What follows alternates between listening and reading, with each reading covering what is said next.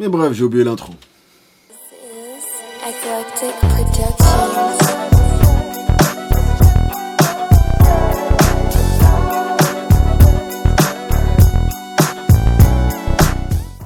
Alors j'aimerais préfacer cette vidéo en disant que si j'en suis aujourd'hui réduit à faire une vidéo réaction à un challenge TikTok, c'est parce que je suis terriblement à court d'idées. J'aimerais donc qu'on fasse une minute de silence en hommage à ma créativité. Maintenant que la minute de silence est faite, Nash Betty, bonjour et bienvenue dans cette nouvelle vidéo. Avant de commencer la vidéo, ce que j'aimerais que tu fasses si tu n'es pas encore abonné, c'est que tu mettes pause et que tu ailles faire un abonnement à ma chaîne et puis aussi que tu actives la cloche de notification pour ne rater aucune vidéo. Et à la fin, si tu as aimé ce que tu as vu, n'hésite pas à mettre un like et à me faire un coucou en commentaire. Comme ça ou comme ça. Gap, comme ça. Derrière la tête si tu veux. Derrière le dos. Non, je suis pas assez souple.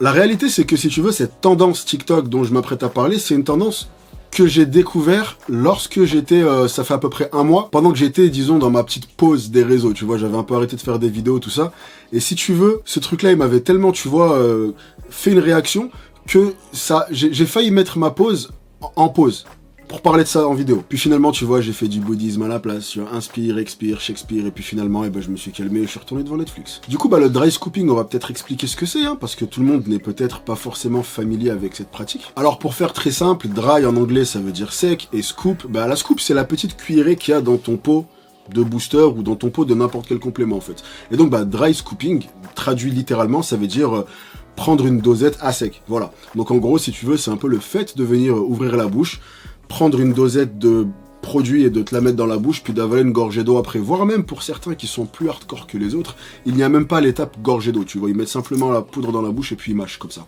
Alors je prends la peine de t'expliquer ce que c'est, parce que si tu veux, dans ma tête ça paraissait évident, mais je suis même tombé sur des vidéos tutoriels de dry scooping, en gros des vidéos où des personnes venaient te donner, t'apprendre, te faire une formation sur comment faire un dry scoop. This is the art, this is the skill that you must master. Okay, so you're gonna get your scoop. So there's a couple steps here, so you don't look like a goof, right? Scoop it in, give yourself a little bit of distance. You don't want any moisture on the rim from your tongue or your lips. Voilà, un tutoriel sur comment mettre de la poudre dans sa bouche et avaler une gorgée d'eau. Après, peut-être que c'est vraiment compliqué et que je suis juste surdoué, tu vois, mais ça me paraissait simple au début. Puis après, comme un peu avec tout, c'est parti en vrille, parce que les gens, ils aiment bien fashioniser les trucs. Du coup, ils ont créé une espèce de chorégraphie où ils tapent un éternuement, tu vois, on dirait une espèce de dab comme ça, puis ils tapent la gorgée de pré-work.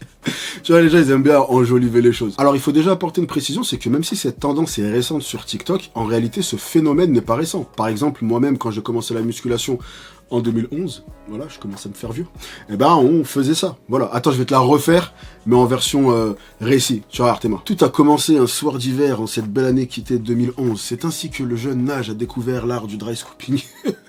Et la raison pour laquelle on le faisait, principalement, c'est parce que ça faisait stylé. Voilà, on va pas se mentir, il y avait 2-3 autres raisons dont je vais parler après, mais la raison principale, c'est que ça faisait vraiment, tu vois, genre bodybuilder. C'était la seule raison parce que, hormis ça, c'est pas pratique, c'est dégueulasse, t'as 70% de chance d'en foutre dans tous les sens. Enfin, il y avait rien qui allait, à part le fait que quand tu le faisais, tu vois, t'avais l'air badass, c'était comme ça, j'ai fait même pas de grimace, et tout, tu tapes ton pré-workout. Et ce qui s'est passé, c'est que si tu veux, par la suite, on a découvert que c'était quelque chose qui était peut-être pas forcément super intelligent à faire.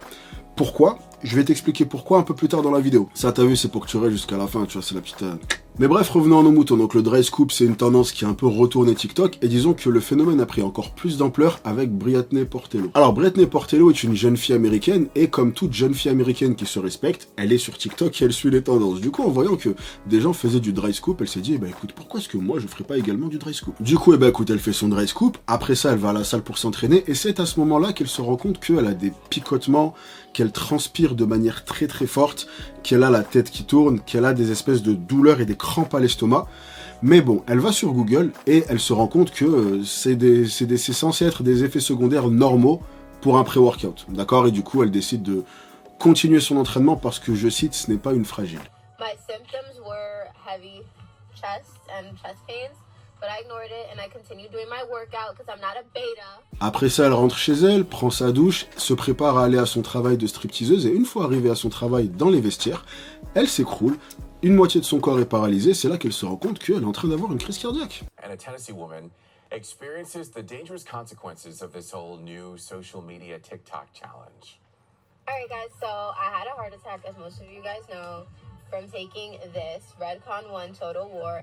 Et alors là, on va dire qu'Internet s'est enflammé, parce que si tu veux, c'était un peu du pain béni pour les gens qui sont contre les compléments alimentaires, tu vois, le genre de personnes qui vont dire non mais ces poudres-là, c'est du poison, etc. Alors là, pour le coup, c'était magnifique, c'était sur un plateau d'argent, genre, tu vois, regarde, elle a pris ses poudres de ouf et elle a fait une crise cardiaque. Donc du coup, bah, c'est devenu un gros débat qui a enflammé la toile. Mais bon, quoi qu'il en soit, du coup, maintenant, je peux t'expliquer pourquoi, selon moi, faire du dry scoop, c'est pas quelque chose que je te recommande, d'accord? Le moment tant attendu est enfin arrivé. Le moment tant attendu que personne n'attendait. Je suis sûr que tout le monde en avait rien à foutre, tout le monde avait oublié ce que j'avais dit tout à l'heure. Déjà, il faut qu'on apporte une précision qui est super importante, parce que disons que c'est un peu ce sur quoi les gens se sont affolés vis-à-vis du pré-workout. C'était, ah, tu vois, ça donne des crises cardiaques. Non. Un pré-workout ne te donnera pas une crise cardiaque si tu n'as pas de conditions cardiaques déjà existantes. Voilà, ça c'est quelque chose que les gens qui ont relayé cette histoire ont oublié de préciser, c'est que les doses de caféine qui sont contenues dans un pré-workout légal, et ça il faut vraiment bien le préciser, ne sont pas assez fortes pour que quelqu'un puisse avoir une crise cardiaque. Encore moins dans un pays comme la France, où tout est tellement légifié au niveau alimentaire et au niveau des compléments, que la plupart des ingrédients vont être sous-dosés et que c'est le dernier truc qui puisse t'arriver, une crise cardiaque. Mais du coup, je vais quand même t'expliquer la raison pour laquelle cette fille a fait une crise cardiaque, et également, du coup, ça va me permettre d'expliquer en même temps la raison pour laquelle je ne te conseille pas de dry scoop ton pré-workout. Comme on aurait dit un mec, tu sais, qui se la raconte à parler en anglais, genre, faudrait pas que tu dry scoop ton pré-workout. Et la raison est simple. Une grande partie des molécules qui composent un pré-workout sont ce que l'on appelle hydrosolubles. Hydrosoluble veut tout simplement dire que cette molécule s'active au contact de l'eau.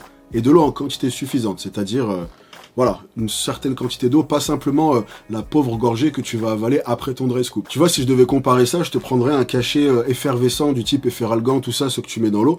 Bah disons que pour vraiment pouvoir avoir ces bienfaits en entier, il faut que tu le mettes dans un verre d'eau, d'accord? Si tu le mets simplement dans ta bouche et que tu commences à l'avaler, eh ben, t'auras pas le petit c'est comme ça le bruit que ça fait, quand il y a des bulles, tout ça là. Bah voilà, t'auras pas cet effet, tu vois. Et en plus de ça, ce sera dégueulasse. Eh bah, dry scoop ton pré-workout, on pourrait dire que ça s'apparente à peu près à ça. T'as moins d'effet et c'est plus dégueulasse. Mais du coup, la question que tu dois sûrement te poser, c'est comment expliquer, du coup, que le dry scoop a fait avoir une crise cardiaque à cette fille, alors que je viens de t'expliquer que le fait de le prendre comme ça rendait les produits moins puissants et moins actifs.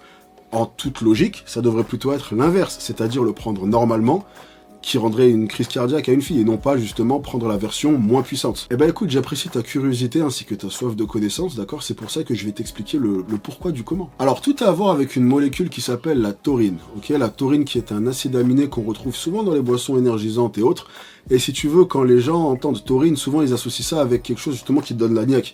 Bah déjà par rapport au nom, tu vois, taurine, ça fait un peu penser à taureau, surtout qu'en plus, ben, ils en mettent dans du Red Bull et qu'ils ont un peu joué là-dessus, tu vois, donc c'est vraiment dans ta tête, tu dis, si je prends de la taurine, j'ai des cornes à vont pousser et je vais foncer dans des trucs, tu vois. Et alors en réalité, la fonction principale de la taurine dans les boissons énergisantes, dans les pré-workouts, dans n'importe quel produit justement qui va contenir une dose de caféine, ça va être, si tu veux, de venir réguler la caféine. En gros, faire en sorte que tu te prennes pas toute la caféine dans la gueule d'un coup, comme ça, mais que plutôt, tu vois, ça soit fluide. Pourquoi j'ai tapé dans ma main comme ça? Et voilà le problème. La taurine est hydrosoluble, comme j'ai dit tout à l'heure. Ça veut dire que pour être pleinement active, il faut qu'elle soit dans une assez grande quantité d'eau.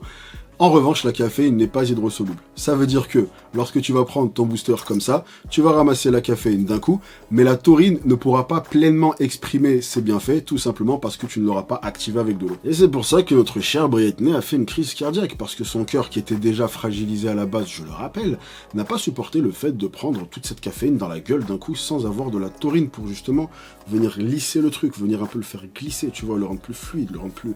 Faut que j'arrête là, ça devient gênant. Donc voilà, je me suis servi de cette histoire de crise cardiaque pour vraiment illustrer un peu, si tu veux, les informations que je voulais communiquer, mais le focus de la vidéo principale, c'est que honnêtement, je ne te conseille pas de prendre ton pré-workout de cette manière. Ok, ça fait stylé, ok, ça fait vraiment genre... Puis tu vois plein de bodybuilders le faire, du coup tu dis, ah ouais, ça c'est les vrais qui font ça. Ouais, mais dans les faits...